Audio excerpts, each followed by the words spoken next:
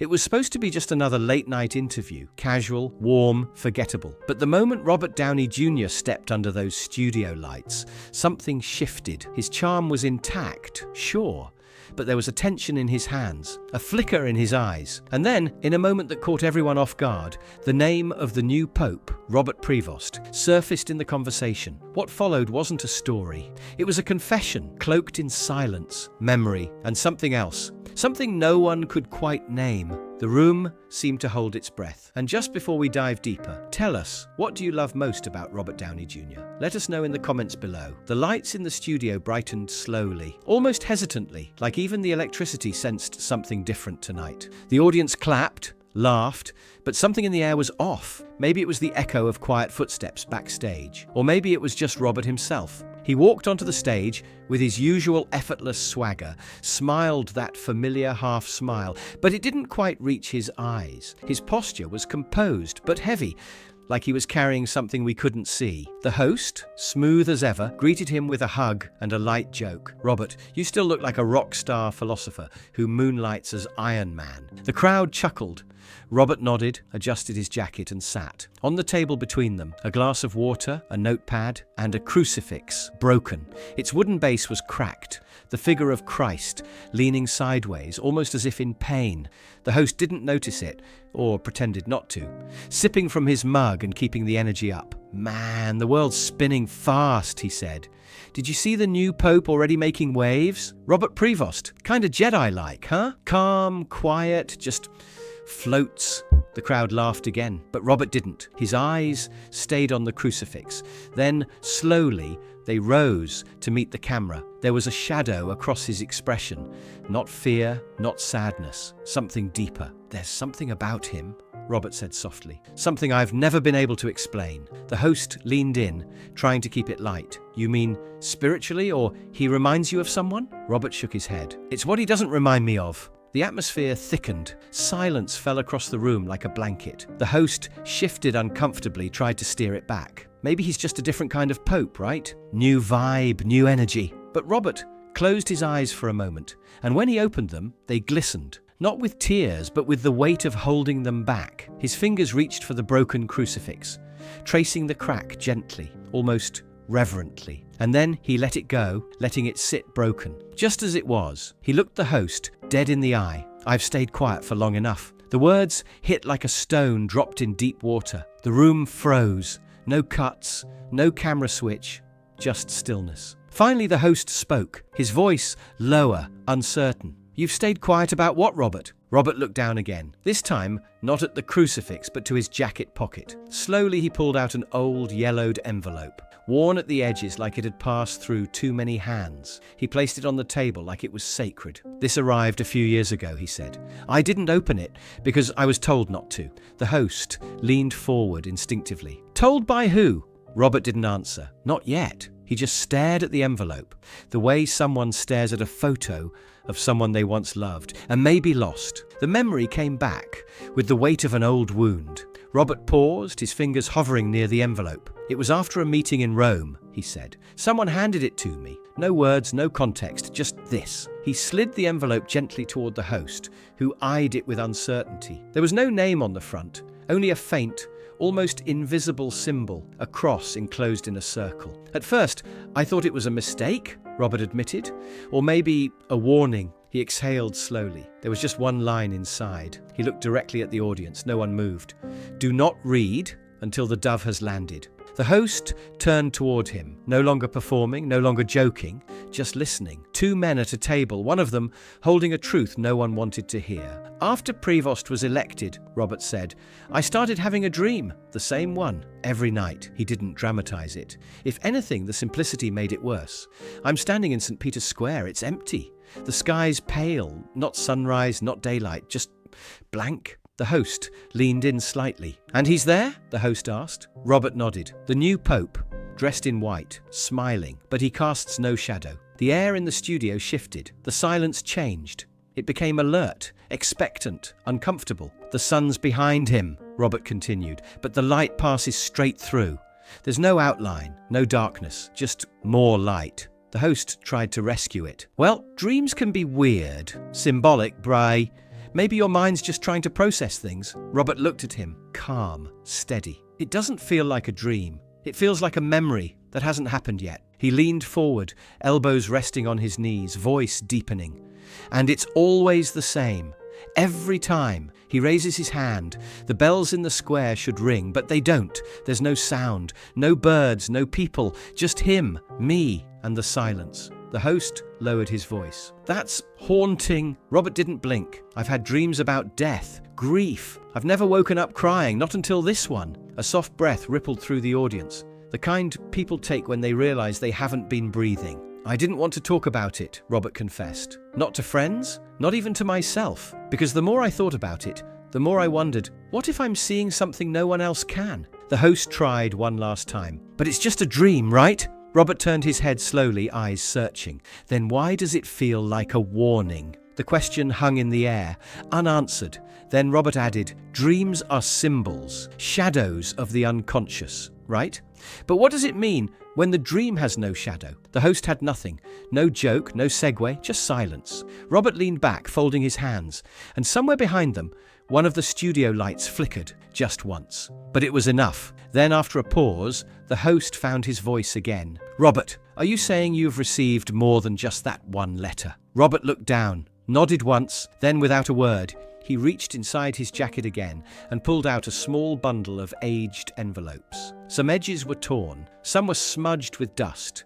Or was it ash? None had return addresses, none had stamps. Each had been delivered by hand. He never knew where the letters would show up.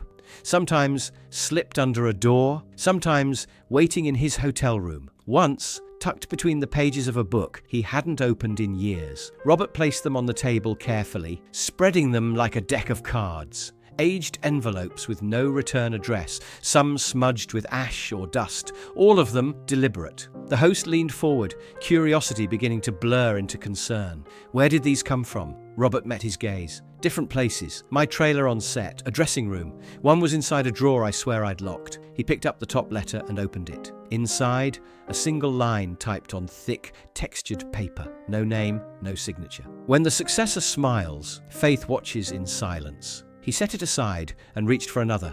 The man from Lima, the chosen one without voice. Another. Do not speak the name. Let him reveal himself. If he does not blink, the world must. The host exhaled through his nose slowly. Are you saying someone's been sending these since Prevost became Pope? Robert nodded. First one came 2 days after the announcement. He held up a pale blue airmail envelope, folded inward like it was trying to hide. The host didn't reach for it. He just stared. They never use his name, Robert said quietly. Not Robert Prevost, just symbols, phrases, fragments. The host's voice was barely audible now. And you think it's on purpose? Robert raised his eyebrows slightly. You ever try to write something honest, but you couldn't use the name of the person you were writing about? He let the silence answer for him. It's not censorship, it's fear. The studio was still, audience frozen, almost reverent. Even the light felt dimmer, as though the set itself were leaning closer, listening harder. The host picked up one of the letters gently, as if it might disintegrate. He read the line again aloud. If he does not blink, the world must...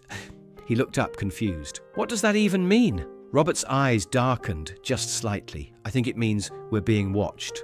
All of us. But not in the way we're used to. He tapped the envelope with 2 fingers. These aren't threats. They're signals. Quiet ones, like someone's whispering, don't name it, don't confront it, just watch. The host asked carefully, do you think someone's trying to stop you from saying something? For the first time during the entire interview, Robert looked away, not toward the crucifix, not at the letters, somewhere else, a space beyond the table, beyond the cameras. The temperature in the room seemed to drop. The cameras still rolled, but whatever performance had been in the studio was gone now. Even the host, trained and composed, sat in stunned silence, his eyes resting on the bundle of letters, as if they might move. Then Robert picked up the envelope, the first one, the one with the seal, the one he hadn't opened until after Francis died. There's a second page, he said quietly. He unfolded it with care, like a relic. The audience watched, breathless, as he flattened it on the table. He didn't pass it to the host. He read it himself. He may dress in light, but carry the hollow. His gaze will be full, but never present. His words will echo comfort, but they will not reach the soul. Robert paused. Francis didn't write like this. Not normally. This wasn't doctrine. This wasn't papal. This was something else. He looked back down. There will be suffering beneath his silence.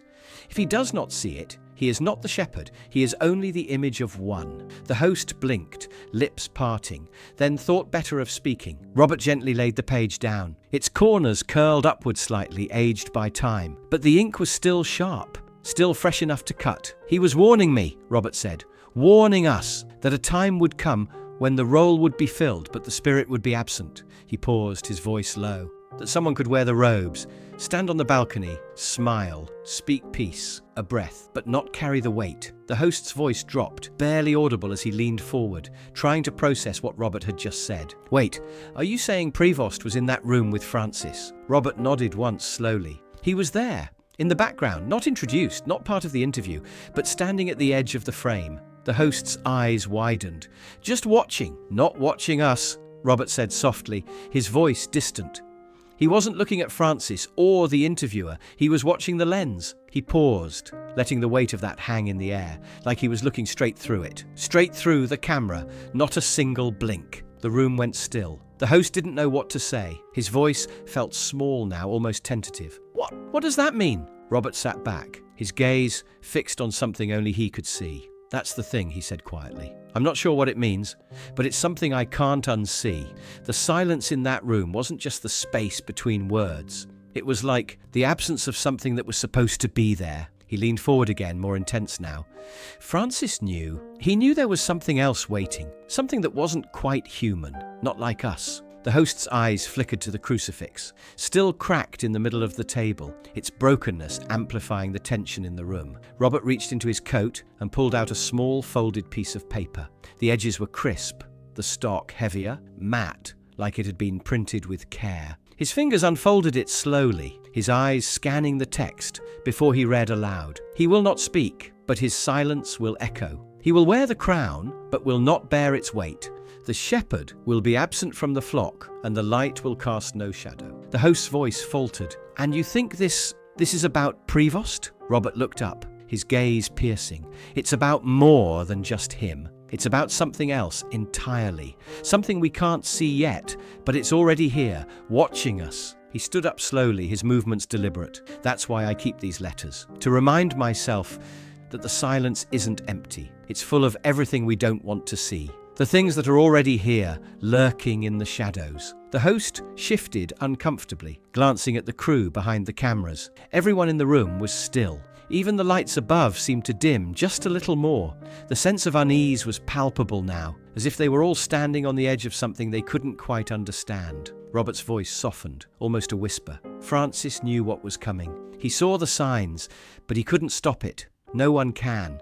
Not now. The host swallowed hard, his mouth dry. What happens next? Robert's eyes grew distant, as though looking through the walls into the future. We wait, and when the time comes, we'll see who's really in charge. The studio lights flickered for a moment, a brief, almost imperceptible glitch, but it was enough. The silence that followed was thick, and in that silence, something seemed to shift in the room, like the world outside had just taken one step closer to breaking through. Robert Downey Jr.'s fingers brushed the edges of the old photograph, holding it up, but not showing it to the audience just yet. The room felt as though it were holding its collective breath, the weight of his words sinking deeper. This was taken almost 10 years ago, he said, his voice a low murmur. The host leaned forward, eyes locked on Robert, waiting for him to reveal whatever was in the photograph. This was before all the letters, before everything that started to happen. Robert finally flipped the photo around, revealing an image of a young Pope Francis standing in a crowd, his face serene but distant. But what caught everyone's attention, what made the hairs on the back of the host's neck stand up, was the figure standing just behind him. A man, almost indistinguishable from the crowd, his eyes unnaturally focused, locked on the camera lens, watching with the same unblinking intensity that had been present in the video. That's him, Robert said, his voice barely above a whisper. Prevost. But look at how he's positioned. He's there in the background, but his gaze, it's like he already knows what's coming. He's been there, watching, waiting. The room was dead silent. the photo now resting on the table between them. It was as though the past, the present, and the future had all collided in that single image. Robert slowly stood, as if the weight of everything he had revealed was finally catching up to him. The host sat frozen, his eyes scanning the image over and over, trying to make sense of it all. "Why is this happening? What does it all mean?" he asked, his voice quivering, the usual confidence gone. Robert took a deep breath. "I don't know, but I think it's already too late for any of us to stop it.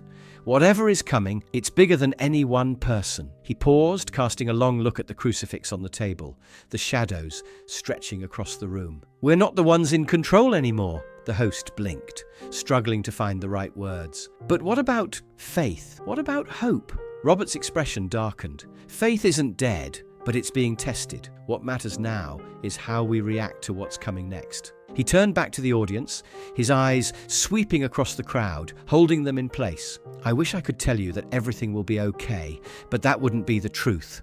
The truth is much harder to face." The room seemed to shrink in on itself, the lights dimming once more, casting long, uneasy shadows over the set. Robert turned to the host one last time. "The silence is coming," he said softly, his voice carrying through the stillness.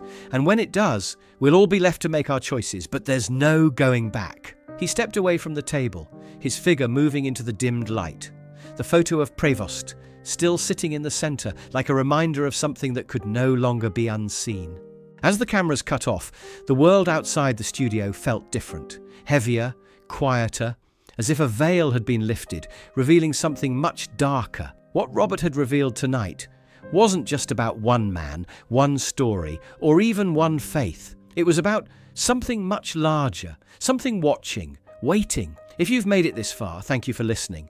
And if you're looking for more insights, more untold truths, be sure to hit that subscribe button. The silence is coming, and you don't want to miss what happens next.